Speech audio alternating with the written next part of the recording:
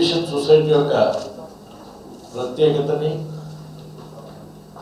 భారతదేశంలో నిలుస్తున్న ఖ్యాతి ఈ ఎగ్జిబిషన్ సొసైటీకి ఉన్నది.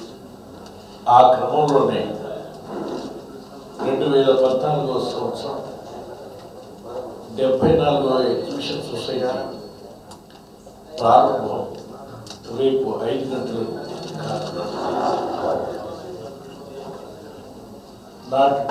రేపటి నుండి ఈ 46 రోజులు జరిగేటువంటి ఈ ఎగ్జిబిషన్ని ప్రజలకు వినోదాన్ని ఇవ్వడమే కాకుండా విజ్ఞానాన్ని, వినోదాన్ని, భారత కల్చర్ని, హైదరాబాద్ సంస్కృతిని, అన్ని కులాల మతాల ఐక్యతను సాటే విషయంగా ఈ 46 రోజులు ఈ మేళ అత్యంత వైభవంగా జరుగుతున్న విషయం.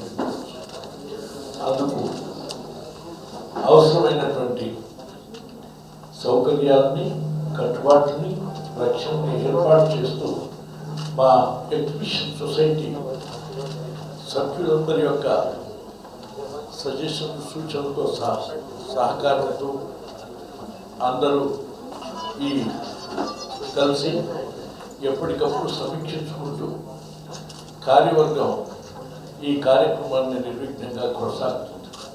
ఇందుకు ప్రజలందరూ సహకరించవలసిందిగా విజ్ఞప్తి చేస్తాం. ముఖ్యంగా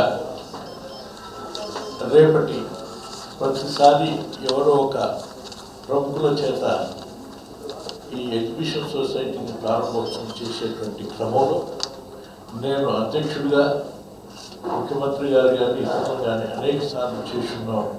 ఒక్కొక్కసారి ఒక ప్రముఖుడిని ఆహ్వానించేటువంటి ఉద్దేశంతో ఎగ్జిబిషన్ సొసైటీ పొన్నాల లక్ష్మయ్య గారు రేపు 5 గంటలకు ప్రారంభోత్సవం చేస్తారనే విషయం మీకు తెలియజేసినాను. ఇదే క్రమంలో మీ అందరికి తెలుసు, ఎప్పటి మాదిరిని 2500 స్టాల్స్ని ఏర్పాటు చేసి ఆ 2500 స్టాల్స్ కూడా అందరికీ అలాట్ చేయటం జరిగింది. దాంతోపాటు మిత్రుడు చెప్పింది ఏంటంటే ఒక బ్యాంక్ అని చెప్పిన మీకు ఇచ్చినటువంటి ఇంచుమించు ఒక ప్రెస్టీజియస్ ఇటు బ్యాంక్స్, కొన్ని కంపెనీలు, కార్పొరేషన్లు, ప్రముఖ వాణిజ్య